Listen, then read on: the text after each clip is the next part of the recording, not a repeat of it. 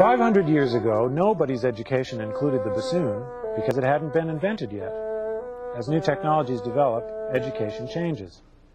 How will today's new technologies affect tomorrow's education?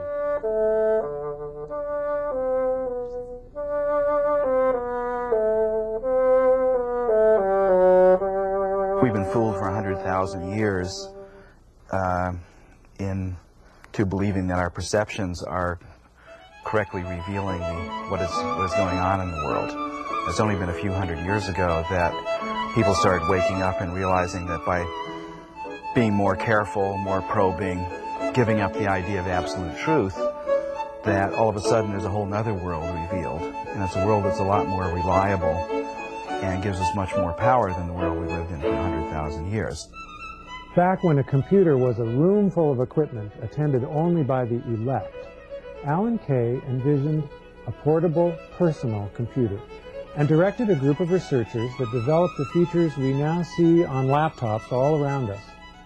He invented the overlapping Windows interface and modern object-oriented programming. Since October 1996, Alan has been affiliated with Walt Disney Company as a Disney Fellow and Vice President of Research and Development.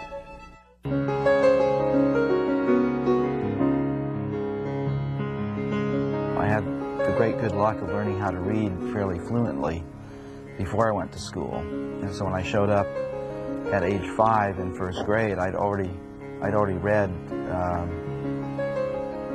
probably a couple hundred books. And most of them were children's books, but I'd also started delving around into my grandfather's library. And so one of my recollections from first grade is the teacher saying something, and I would raise my hand and say, but I read something different in book X, Y, or Z. And was, basically, shut up, kid. Because at some point, of course, I didn't have the concept of a party line. So by second grade, and of course, meanwhile, I was still reading. I was reading probably at least a book a day. And so at some point, I was very unhappy, of course, because I wasn't enough of a loner, pretty much of a loner, but not enough of a loner to actually just say the hell with it. And so there's this uneasy balance going all the way through. But I basically, even though I wasn't happy, I realized it was entirely possible. In fact, I didn't even use the word education. But in fact, there were my grandfather had 5,000 or 6,000 books. He was an author. And there they were. And my father was a scientist, and my mother was an artist and a musician. And so the setup at home was perfectly reasonable for a kid of 6 or 7 years old. And so, again, I had this possibility of getting fairly deeply sensitized to this stuff, and I started singing. And although the school I was in was not a very good one, they had a very interesting way of dealing with music, which is that they only had 200 kids in the high school, and by tradition they had a full band and an orchestra in this little town in Massachusetts. And in order for that to be true, almost every child had to grow up being able to play a musical instrument reasonably.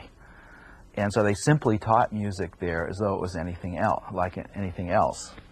There was an hour a day devoted to it forever from first grade on, and it was done kind of in an old style where they taught the kids solfege, the syllables do, re, mi, fa, sol, la, ti, do. And I can remember, I have a vivid image from the first grade classroom of the teacher having all the syllables on the board, not just the 7 in the scale, but the ones for the chromatic notes.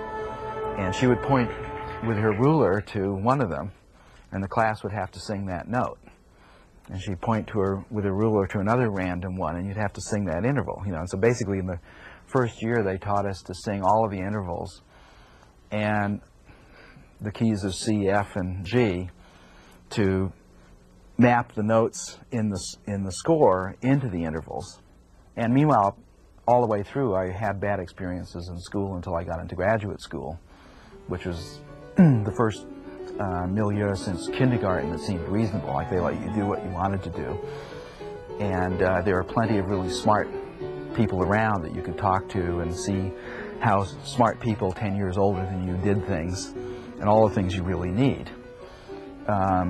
And so when I met Seymour Papert in '68, almost 30 years ago now, and saw that he was trying to not teach kids to program per se, but to try to teach kids to think more powerfully, and particularly to be able to think powerfully about powerful ideas, the ideas that are really hard to learn, and that there are some things about the computer that could make that more possible for things like mathematics in the large and science in the large. That just completely blew my mind.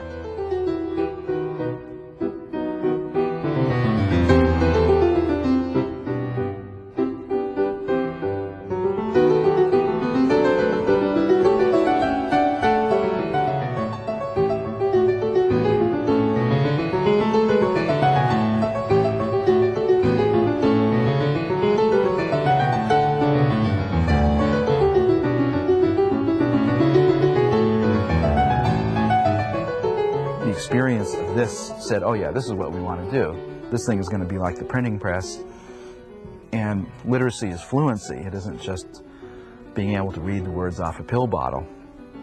And fluency is best gained by children, and you know, the heck with the adults. Let's really try and invent media as opposed to technology. Thomas Hobbes' political essays were in the mid-1600s. So that's 200 years after the invention of the printing press. And the printing press, in one sense, was wasting itself for decades and decades and decades because they didn't know what the new thing should be. They were still just using it to automate the old. And of course, we could see that was happening in the 60s to the computer. People were trying to do accounting on the darn thing. People were starting to imitate paper. And in fact, most of the use of a computer today is simply imitating paper rather than doing what it's really good for. And Seymour had started homing in on, gee, what is the computer really good for? And Douglas Engelbart, the guy who invented the mouse, was homing in on what is the computer really good for. And one of the answers are, this is a new way of augmenting human intellect. And what's new about it are the things that only the computer can do. And so that absolutely seized my imagination to this very day. That our basic job is to try and speed up the normal Darwinian evolution of people fumbling around with something new, trying to figure out what it was. Why do I keep on fooling around with technology is, I think it has to do with not what it is, but how you can use it to evoke. And I think of it very much as the technology of musical instruments, which the music is not in the piano. If it were, we'd have to let it vote. So it's in the person. The person has to make it. The piano can amplify it. And often the piano kills it. The piano has a whole thing about itself that relieves some of the necessity for listening to the pitch of notes. And it has a very mechanical aspect about it. In fact, you can play it with a rake. You can learn to play it like you are a rake. So the trick about the computer is the same way. Its music is not inside it. It's an amplifier. It's a special kind of container. And like the bow and arrow in the Zen and the Art of Archery, it has enough things interesting about it, enough things interesting that it does, that you can use it as a vehicle for waking up or enlightenment. And the special thing the computer has is it's kind of a language machine. And so it's intimately connected in a way more like us than any language machine. I mean, a book is a language machine too, but the computer is a dynamic language machine. I would like to live in Claremont because it's fun. So it's more like us than any artifact that we've ever made. And we can learn more about what we can do with language and what we can't do with language. We can get to true math, real math, at an earlier age than we ever could before because of the computer. And we can understand the difference between mathematics and science in a more profound way at an earlier age than we ever can before. So mathematics is kind of an extended form of storytelling. The stories it tells are perfectly consistent stories when you're doing it right, but they are not about anything that's out there. They're only about itself. And this is something that most people don't realize, because they tend to confuse the things that they say in language with the things that might be out there. And the computer actually makes this clear in a very strong way, I think in a stronger way than is readily apparent in English or in classical mathematics. And it also allows us to take things that we're wondering about and put them into a dynamic language and be able to probe our wonderings from a number of points of view in a way that's never been possible before. So I think all of those things about the computer are incredibly profound and important when looked at in the travails of humanity at large.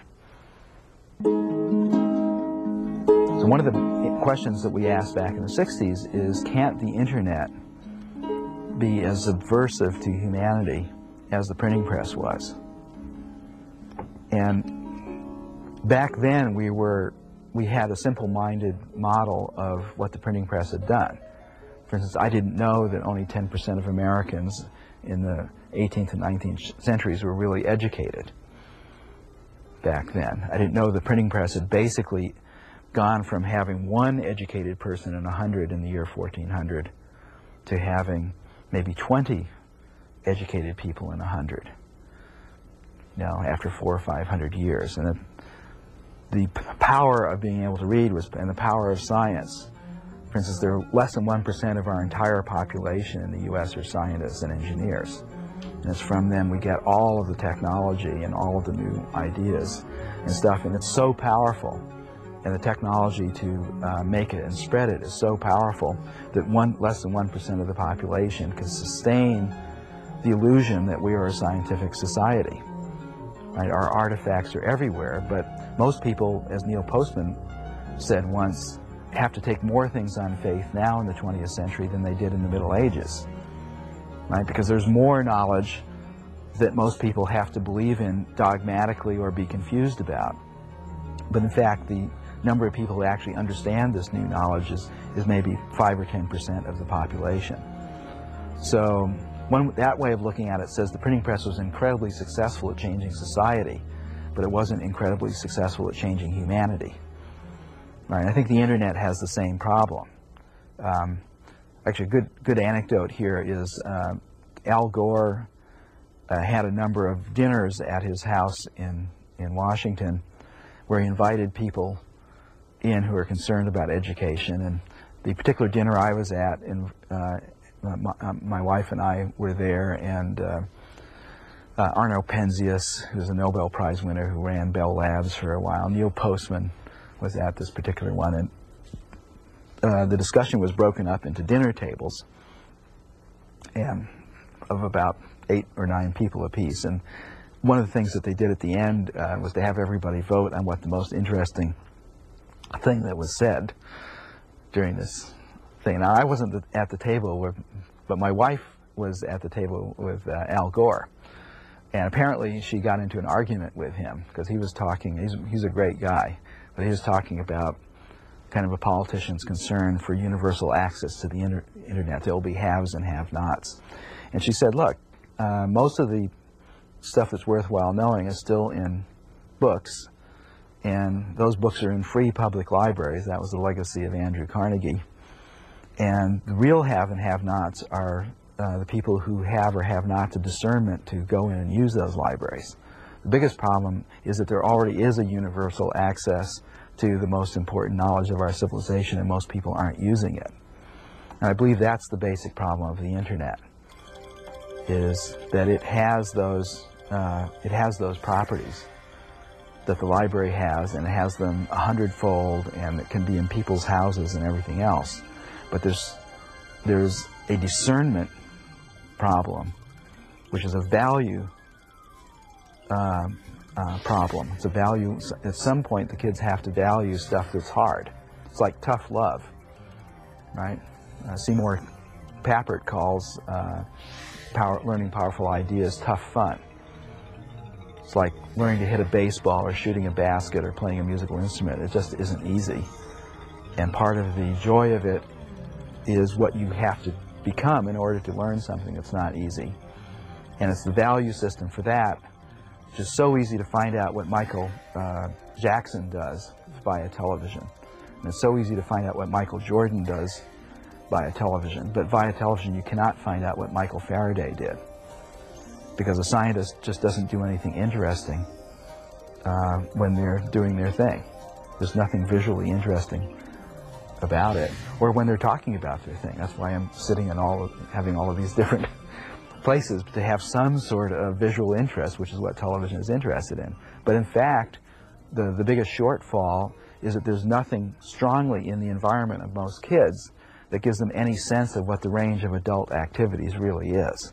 This is why McLuhan really thought that there would be a global village because of television and electronic media, and I, for one, do not want a global village. I want a global civilization. I do not want to recapitulate a global village culture, traditional village culture back on the world here. I think it just has almost everything that I think is wrong with the way humans think about things. But that's basically what is happening. And the internet allows an incredible balkanization as well to people who are there, and the whole difficulty of and premise and promise of school was that school was supposed to bridge the gap between a village culture and a civilized culture. Well, I think being a benevolent despot is a hard way to reorganize the environment so that learning is a main thing, because there's already a lot of state and beliefs and institutions in place. But you could imagine an omnipotent God could actually, by fiat, arrange something in there, and without changing the human nervous system at all.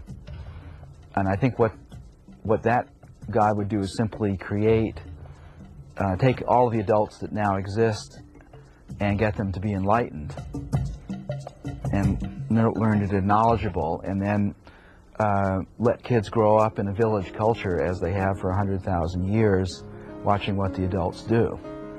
That's the way kids are set up to learn. Schools were partly invented after the printing press because there are hard things that now needed to be learned that weren't in this natural way of learning.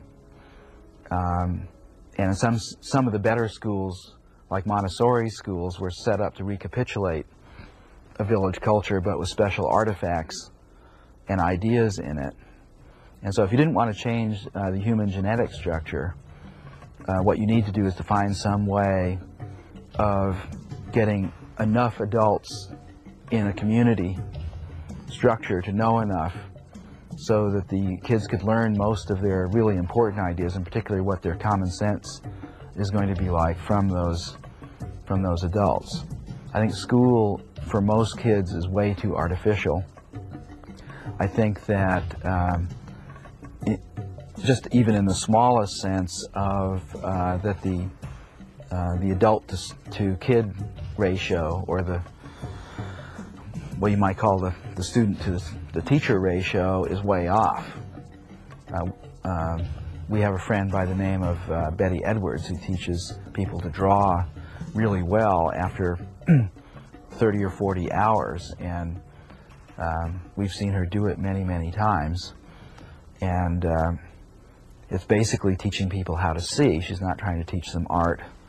She's trying to teach them the skill of seeing what is actually in their retina so that they can actually draw it down on paper. And over 25 years, she's evolved a very beautiful method for doing it that can be done in a week. And she basically will guarantee success if you let her have a student-teacher ratio no worse than one teacher for every 7 students. And she says it's basically, it's not so much for imparting knowledge, it's that when you're doing something like this, you do not want to let any student stray too far. You want to sort of keep them orbiting around where the real stuff is happening, when they're in this place where they don't have automatic reflexes and skills to do things. And I think that's one of the best things about learning in a home, one of the worst things about learning in a school. But I think if I were a benevolent despot and we're trying to make something happen, I think it would be very difficult.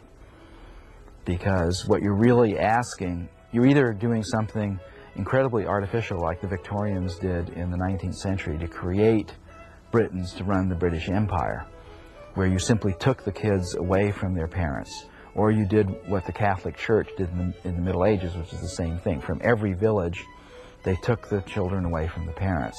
This is Plato's method in the Republic, is to use education as a sorting system, take the best ones away from their parents and raise them in an artificial environment. And that is one way of recapitulating a culture that is artificial that you want to have happen. So it's a kind of a tough way of doing it. It can be done by draconian measures, but I think in the democracy that we have today, that would be a tough one, even for a benevolent despot to do. I think the despot would not have to be benevolent in order to make it work, and I think the end result of it, as in the Victorian culture, would lack a really important element of art. They became the best art critics in the world, but their ability to produce great art suffered incredibly because of their educational system. And I think we would not, that's really throwing out the baby with the bathwater. So I think that's a toughie. And I don't think anybody has really great solutions. I remember, I guess 5 or 10 years ago, I was in the UK at a dinner party talking about education. It was one of these typical ones, and the woman across from me at some point said, "Oh, you Americans have the best high school education in the world." And I looked at her and I said, "What?" And she said, "What a pity you have to go to college to get it." And it was a very British way of, you know, twitting the cousins across the pond. But she was basically right, that if you look at what people had to master, if you even look at McGuffey's Reader, which has been reprinted now, it's absolutely worth paying whatever it is, $75 to get. It's a bound set of the 6 volumes of McGuffey's Reader. And to look at what 6th graders were expected to read is beyond astonishing, because most college students couldn't read what 6th graders were expected to be able to be fluent enough to read.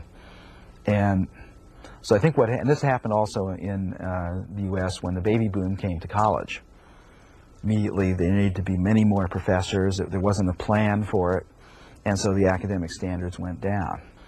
So if you look at that standpoint, some of the best schools that I've seen in this country, which have solved all the problems people are worrying about, nonetheless are the worst possible schools to send kids in the 20th century to, because they are simply not getting any whiff of the 20th century ways of thinking about things and doing things in their most formative years. Their common sense is that same old common sense that is going to lead them completely astray when they go any distance from these sort of ritualized cookbook methods that they're basically taught. And our human brain is set up to like case-based things. This is why engineering has been around for 5,000 years and science has only been around for 400 years. And it's because there are lots of things you can do with the world by trial and error, by case-based reasoning and having a recipe for this and a recipe for that, and we found that this works and that, and a lot of great things have been done that way. But there's a whole area of human existence that cannot be approached that way at all. And most of the things in modern medicine cannot be approached that way at all. Most of the things in modern technology cannot be approached that way at all. You just can't do it. It's like me learning to play the pipe organ. Now, the fact that I wanted to do it was not a big factor in what happened. The problem was I only had an hour or so a day to do it, and I basically had to do it for 5 or 8 years before things started happening that were pleasing. Right? And it was just like I say, it was the hardest thing I've done, partly because I just didn't have the time. I was already doing things. Adults are already doing things. Teachers are already doing things. So the idea of learning something that is harder than learning another another language in what adults' normal life is like is basically unrealistic. Most of them simply won't be able to muster the willpower or the motivation to do it. And that is what our biggest crisis is.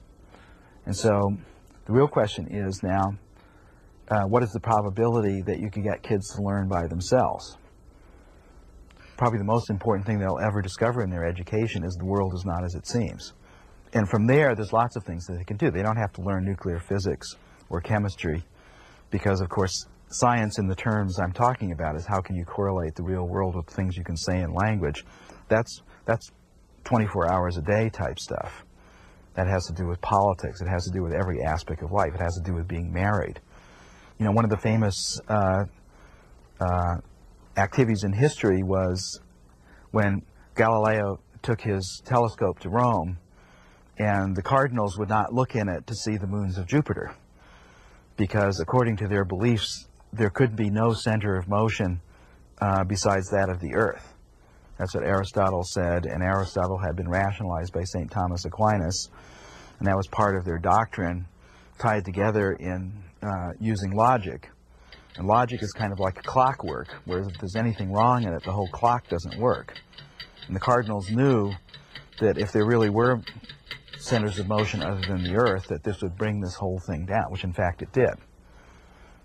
However, the Catholic Church only acknowledged Galileo recently. So that's another interesting one, because the other way of doing it is this, what cats do when they don't know what to do, which is to groom themselves.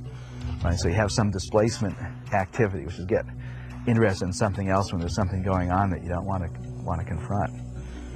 But I think, as I say, for me, education, and I have to say it carefully because most people think of science as learning physics and chemistry. But when I say education is about science, I mean it in this sense of science as making the most honest attempt we've ever been able to do in the hundreds of thousands of years that humans have been on this earth to actually try and find out as much as possible about what's actually going on, render it as reasonably as we can in our symbolic systems, and then to act reasonably on top of it.